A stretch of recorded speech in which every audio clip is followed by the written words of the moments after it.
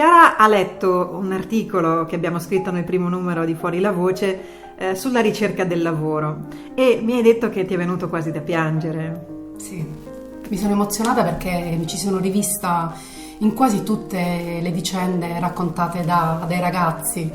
Diciamo che nell'arco del mio percorso lavorativo, dall'età di 15 anni, 16 anni fino ad oggi, diciamo, ci sono tutte le vicende vissute. Al sud in particolare, perché tu vivi al nord e Sì. stai provando questa avventura, Sì. però hai l'esperienza di una terra molto difficile. Sì, io vengo dalla Puglia, esattamente dalla città di Taranto, e purtroppo proprio per via del lavoro precario ma soprattutto sottopagato ho deciso di chiudere con la mia città a malincuore e grazie a un'amica venire qui in Veneto. Venni qui comunque in vacanza per distrarmi un po' e mi sono innamorata del Veneto perché il Veneto ha un elemento che ha anche la Puglia, il mare. Infatti quando mi sento giù me ne vado a Jesolo oppure Reclemare, mi faccio queste lunghe passeggiate per risentire il mio mare.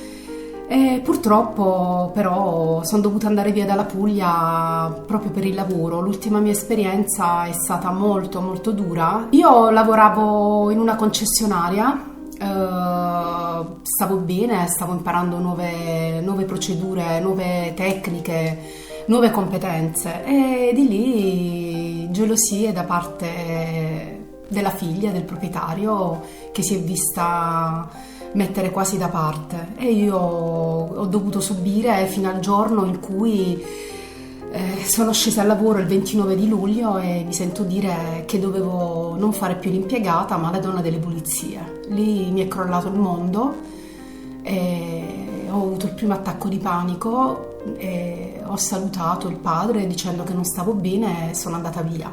Poi a fine agosto è scaduto il contratto e nel frattempo per una settimana, 10 giorni, il mio medico di famiglia, perché tra l'altro poi sono stata male, mi aveva prescritto anche l'Oxana e io l'ho preso per 2 giorni, poi ho detto no, questa non sono io, devo reagire. Presa dalla rabbia ho chiamato la mia amica e gli ho detto o mi aiuti o mi butto giù dal 4º piano perché non ce la faccio più.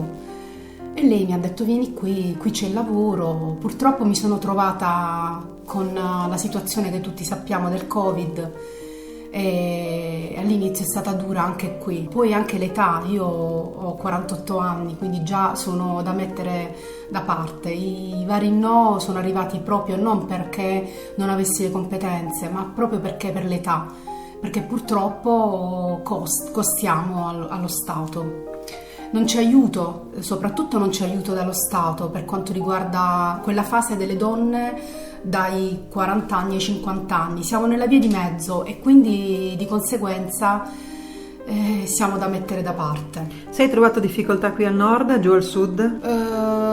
Diciamo che la situazione è paradossalmente simile, però con una sola differenza, che qui non è sottopagato. Cioè io parlo di uno stipendio minimo da impiegata, il lavoro che facevo io non mi vergogno a dirlo, io facevo 9 ore, prendevo 750 euro, qui invece 9 ore prendi 1.200, 1.300, anche 1.400. Diciamo che un po' di dignità su questo il nord te la dà ed è vero.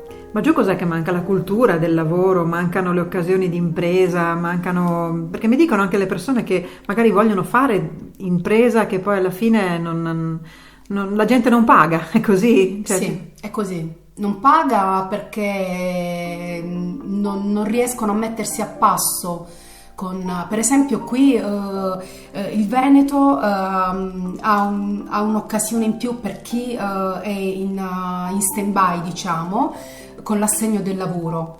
Lì al sud non sanno neanche che cos'è. Io ho scoperto qui l'assegno del lavoro e non è altro che sono dei soldi erogati dalla Regione Veneto, ma non a noi personalmente. Sono soldi virtuali che la persona che è attualmente disoccupata può scegliere di fare dei corsi. Tipo io mi ero iscritta a un corso di back office amministrativo perché ho un diploma di ragioneria. E così tu puoi comunque rimetterti in gioco, anche cambiare il lavoro, cambiare il tuo stile di vita e perché no anche migliorarsi.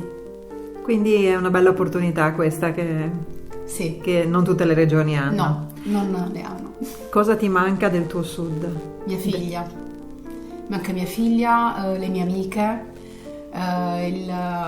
Qui comunque ho dovuto cambiare anche il mio stile di vita, da che avevo una macchina adesso cammino in bici, cioè vado in bici o cammino spesso a piedi.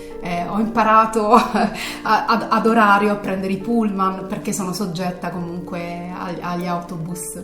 Adesso è un lavoro che ti dà un po' di serenità, vero? Sì. Che ti entusiasma così. Ho trovato un lavoro e ho trovato un datore di lavoro veramente eccezionale. Marco è una persona eccezionale e da pochi ho visto nei miei 48 anni, cioè anche meno, di questa umanità. E lui mi ha detto una cosa importante quando abbiamo parlato: io voglio che i miei dipendenti devono stare bene, devono lavorare tranquilli, perché anche io sono stato dipendente e quindi so che cosa significa, e questo mi ha colpito molto.